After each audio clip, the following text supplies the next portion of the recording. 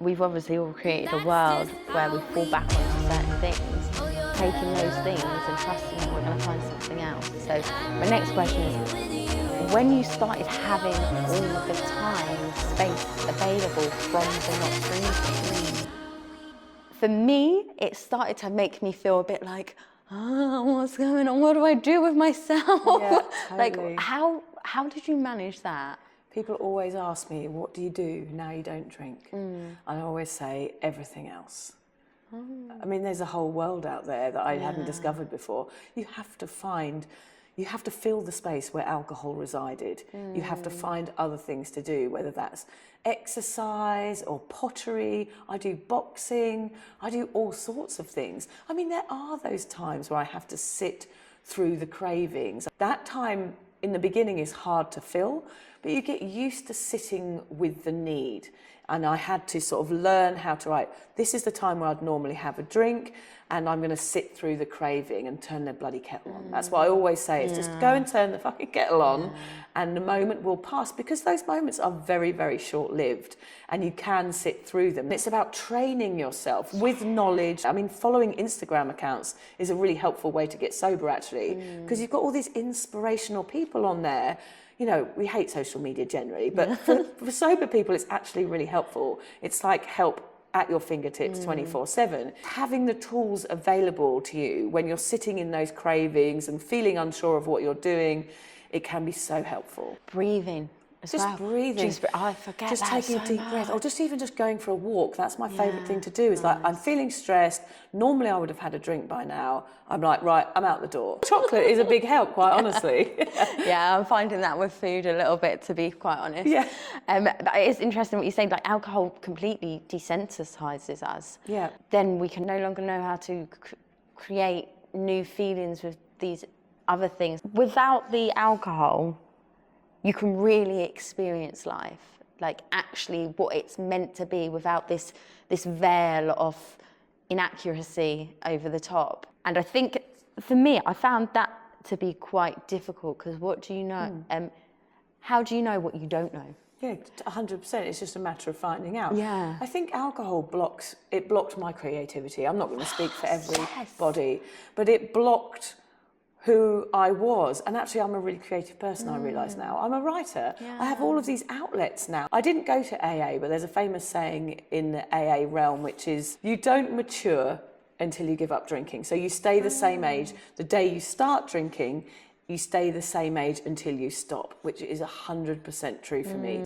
I never emotionally matured. I didn't have the mental capacity. I was numbing out my brain cells with alcohol. It was causing me to be blocked for many, many years. I gave up booze, and in the last 8 years, I have learned who I am and what makes me tick. And that takes time. So I found the things that make me tick again, and I've gone back to who I was before booze to work those things out. That's so amazing. Like, hearing you talk about it, it's a whole different kind of blooming.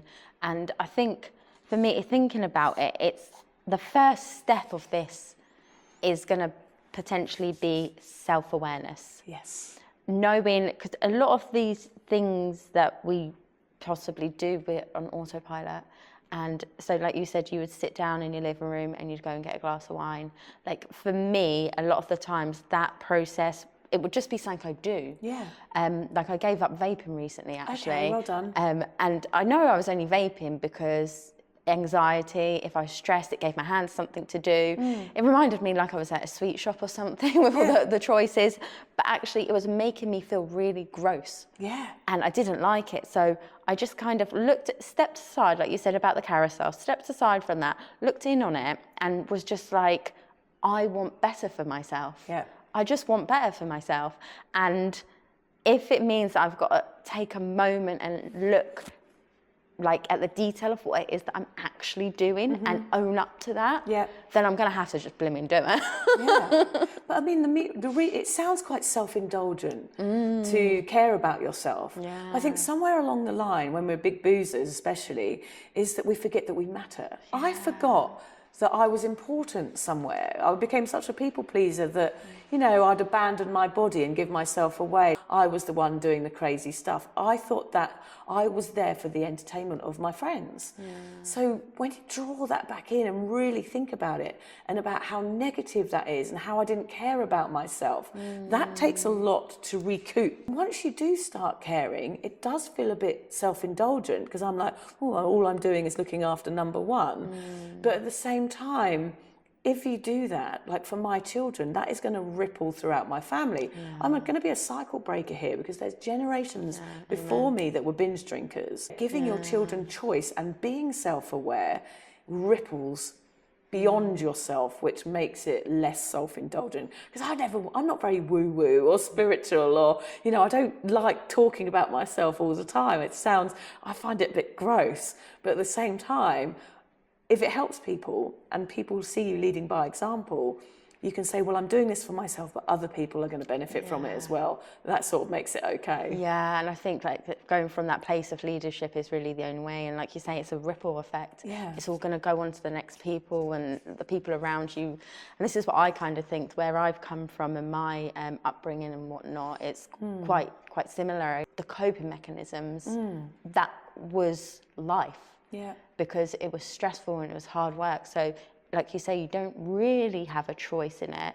I mean, you do, but you're not aware that there's a choice. Well, when you're young, no, you don't really have a choice. You just know what you know. You just, follow your peers. Exactly. Yeah. And so for me, I kind of thought, well, if I can figure out how to do that, then maybe that can have like kind of a watercolor effect on the people around me, and Absolutely. it might touch them and they might see a different way.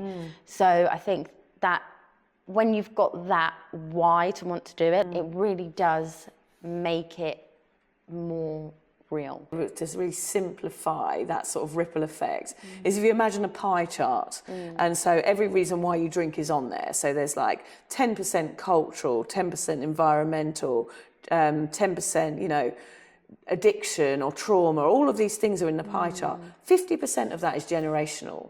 So if you give up drinking, you are taking out 50% of the chance of your children drinking. I'm not saying they won't. Call me in 10 years. One of them's just coming up to 13, one's 5, one's 8.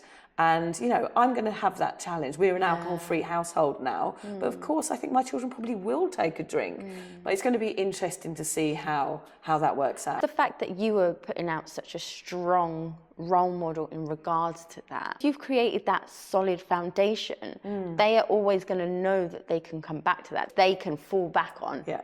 And then they will start to realise on their own that is, and I think that is such an incredible thing. Yes, I think it's the least I can do. I mean, it is interesting to see what will happen. It scares me a bit, quite honestly, because I'm going to have some teens in the house and they're going to probably disagree with everything I say. So it is going to be a bit of a challenge, but I hope that, that wall of unconditional love, it's solid. And it is going to be something that they can fall back on. Bad out there for kids at the moment. Like I've got 4 nieces, all girls. The oldest one is 11, and she is watching TikToks and social media and all the different things that she's picking up from it. I don't really know how to cope with that. I've already banned phones. My kids don't have phones. Well, that's really cool. They don't have any devices How at are all. How are they dealing with We're travelling. I know. We're travelling around the world at the moment without devices. So it's a new, because we had an incident with my son, he got a phone for Christmas, it went downhill very quickly, and I looked at some messages, it wasn't the boy that I knew. It was incredible, the influence. He was responding to people in a way that wasn't himself because he wanted to fit in. It's the same as alcohol. There's a stage, when we're 13, 14 years old, where all we want to do is fit in. And all we want to do is impress the people that we want to be mates with. More so at that age. So vulnerable, so vulnerable. And that is unfortunately when alcohol comes into play. I was watching a really fascinating documentary about alcohol in Japan recently. And you're not allowed to drink until you're 20 there. It's on the New Year's Eve. They set up some drinks for 20-year-olds, and it's when the new year turns over, they're allowed to have a drink for the first time in the year that they're turning 20. And it was footage of a group of 20-year-olds having a drink for the first time. And they had a glass of champagne each. They all took a sip, and they all went, "That is disgusting. I'm never having that again." So it's incredible. They're really strict about it. So the alcohol consumption for over 20s in Japan is really, really low because they're mature enough at that age to make a wise decision about it. This is horrible, this tastes toxic, I don't want to feel shit about myself, therefore I'm not going to do it. But we're introduced to it when we're 13, 14 years old and it feels like the answer to everything. It numbs out all of our problems. I think it's I think it's great that you're taking all the devices off them, but you're going travelling. Yeah. I mean, they're going to have so much there to kind of experience. So it kind of makes me think, then what would make a child then sit there and pick up their phone? And in my experience, it tends to be like boredom or trying to be part of something, like you say. Yeah, well, that was exactly what I said to him. I said, George, you are enough. Like, you are enough. You're an amazing kid. I know I needed somebody to say that when I was 13. You are enough as you are. Yeah. It's a really strong message, but it's difficult to get through. And I guess this is kind of what I'm hoping with like the kind of content that I want to put out there. Yeah. You say with the branded stuff, like, don't get me wrong, I like branded stuff, but also I'm starting to realise that the joy of things that aren't branded, there is so much. It doesn't cost as much. Why do I need to have like some kind of label on it to give me a status or an identity? Like labels. It doesn't, it doesn't need to be like that. And I think if you're taking away from the label of it, but you're just looking at the product itself, then okay, that's a different story. But yeah, it's all these little micro things that have built our identity. And yeah, just be yourself. It's much better. oh gosh, that is what you have to find out when you give up drinking. Is am I actually going to like this person who I become? Yeah. But actually, I can guarantee that if you give up alcohol, you are going to love the person you become because it's who you are. Yeah. It's your natural being. I get this like little feeling that's different when I'm being more authentic. All the particles and atoms in my body feel together more. Yes. And they feel a little bit more solid. And I feel a little bit like the world around me is faded down and I've brightened up. And it doesn't happen all the time, but like as soon as you feel this moment once, it gives you a starting point. I think it's like that trust, what we talked about earlier. It's that integrity. It's when you know you're on the right path and when you know you're doing something right. It's like, right, this is what I want to be doing. And you enjoy and what the truth is about yourself. There's nothing else to numb it out. You start to know yourself. Yeah, and then it's like the authenticity of, sorry, I've just been distracted again. I'm just going to finish that train of thought. So you were saying about the authenticity and finding that authenticity and the trust of it all. Yeah, once you've got that, actually, it's a lot easy. Oh, that's what I was going to say. Owning it. Yes. And then when you do own it, I feel like you can just glide through life. Yeah, I think they call it getting in the flow now, don't they? And suddenly things start coming to you. Yeah. It's like, okay, right, this is good. Now something else good is happening. And I always imagine, elephants holding on to each other's tails.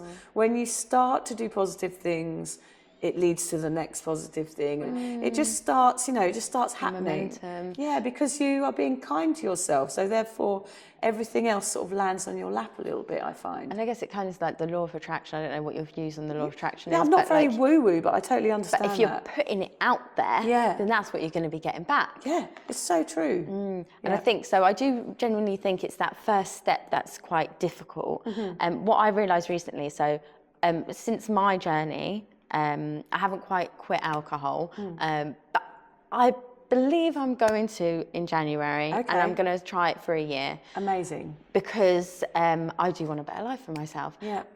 But I have like kind of taken different ways of trying to grow and stopping other unhealthy habits. Quite a fair few of unhealthy habits. That's good. It's all a process. You do kind of sit there and be like, okay, now what do I do? Now what? Yeah. I had a moment the other day where I was just in such a low place, and I just kind of felt like, what am I doing all this for? Like, why, what is the point of all of this? Like, I don't really know how to feel better. Yeah. But then I had this one moment, and I think it was when I was getting everything all ready for all this and everything. I was like, you know what? I'm actually doing this. Yeah. Like, I've got this glass ceiling, and I'm actually like pushing through that. Yes. And it made that moment feel so much more worthwhile. Yeah. And one of the big things for me is I've been down the route of feeling very low and not wanting to be here at all. And I had to like literally climb out of this dark black hole to get to where I am now. And one of the thoughts that kept me going was, you know what, if I stay in this place, it's a dead end. I'm not going to kill myself. So what is the next step? All you can do is go up and take that next step. And you're going to keep getting slammed down. But I realized the more I kind of went forward, the slam downs got a little bit less. And I was able to stand up a little bit quicker and continue a little bit faster. I have a question for you. Yeah. Why would you wait until January if you want to start being kind? It's a good question. Yeah, why would you wait to be kind to yourself? I guess if I'm honest, it's more like a pattern thing. Yeah. Because January is the beginning of the year. Yes. So I think that is literally That's a good time. And I think I don't know, I guess the way my mind is working is like, okay, so that's the beginning. So I know that I could start from there. If I start from here, it doesn't, it's just now, it's not the beginning. So there isn't actually any reason at all other than it's the beginning of the year. I waited so long. There was always something, you know, something to stop me being nice to myself. Yeah. And I was like, why am I prolonging this? Like, why am I prolonging this pain, especially with mental health? My mental health was suffering so much, but yet I continued to hurt myself mentally because I thought that's what I had to keep doing. And I look back and go, God, why did you do that? You know what I think it is as well? I think it's probably a lack of belief in myself and my abilities. Yeah. I think the fact that the beginning of the year has been so conditioned as being a thing, it almost gives me an extra trajectory that I can like kind of like clamp onto for a little bit longer. Yeah. But you're right, like I think I could just start now. There'll be nothing more gratifying and more confidence building than just going now. Oh, like, let's do it. I'm not going to make you shake my hand on it, but like, what a feeling, you know, of actually taking a step in the right direction for yourself. Because what I've learned is, you know, you could suffer for a bit more mental health for the rest of the year if you felt like it, or you could say, actually, I don't want to do that. And that's the same for anybody out there that's listening. If alcohol is having negative impact on your mental health, why do we keep doing that to ourselves? Sometimes I think we've just got to sit back and go, okay, this isn't working for me anymore. This isn't okay. This isn't a nice way to treat myself. Start looking into it. What is out there to help you on this kind of path to freeing yourself? I think you've got an absolute wealth of knowledge, and I'm so appreciative for you being here today. I think, and what you're saying made me think about actioning. Yes. Why do we wait to action? 100%. And I think as well, the reason why I'm probably waiting to action that is because I'm then going to have all these gaps. Then it's also going to be, well, what if I can't do it? But then I've also quit vaping, and that is hard. Yeah. So you know what? I'm going to start right now. I'm going to start right, and if I don't do it, if you're not. Okay. Well, let me know how it goes. I will do. And I think I can, because it is, like you say. But it's funny, it's never a good time. No. It's never a good time to start being nice to yourself. But then it's like, well, Christmas is coming up, and that's the it's my mate's wedding, or it's someone's birthday, and then we've got a funeral. And that's it's like these associations. And it's just holding on to that, it's like a little bit more. Yeah. And it's like, I think as soon as you make that decision, I remember there was always I think they always said, you have to decide to decide. You're happy? Okay, so just a little bit of technical issues there, so trying to always happens. Figure life out a little bit. We're going to start with sobriety though. Yay. So you just told me you're bringing a new book out. Yes. And you've got one out currently. Yes, so I started writing down my drinking story on the day that I gave up alcohol, because I knew my drinking habit wasn't extreme. I knew I was kind of in this grey area, this sort of drinking no man's land where no one really gets any support. So I thought, I'm going to start writing this down. It started out as a diary, which then became my book, which is called 1,000 Wasted Sundays, which is, I worked out that was probably about the amount of Sundays I spent in bed with a hangover. But then I worked out the cheeky Tuesdays and the 2-for-1 Thursdays, and it worked out as about 8,000 days that I was hungover, which is 8 years of my life. Oh my gosh. What? Yeah. So that's available on, you can get it in audio book or ebook anywhere in the world. Cool. Yeah. Okay, so we could, I'll add a link of that Oh, onto yes, the thank floor. you. That'd be We'll amazing. add links. My other camera is off right now, so I'm just going to swizzle my chair around here. My second book is out in April next year. It's a comedy memoir about parenting. Everything I do is written with a bit of comedy because it's, alcoholism is a serious topic. Sobriety doesn't have to be, and nor does motherhood. Yeah. So I try and, it's a lot of toilet humour, which I think people appreciate. It levels it out a bit. It makes it a bit more light-hearted. I think you need it as well, like with all this seriousness and that, like you need to laugh. Yes, you need to We laugh. need it, so that's wonderful. Okay, well, I just have to say thank you so much, Victoria, Thank you, for my coming pleasure. down here and being here and talking with me. I was very, very nervous about having like a real live person on my podcast that has given up that time for me and everything. So no, it's my pleasure. Thank you so much. Okay, Thank you. Wonderful. Can I hug you? Yes, of course. Oh, thank you so much. And thank you for all the wonderful advice. Yeah, my pleasure. Really? Preacher. It's not though, you know what it isn't? It's like, I think a lot of people will sit there and say it's preaching because they don't want to hear it. Of course, it's like saying, you're slagging off my best mate. Like you saying, tell me I don't like the one thing I love. Yeah, exactly. Because people love drinking. Of course, I loved it too. But it's just about questioning it, really, And isn't it? the difference is as well, like I want to do this.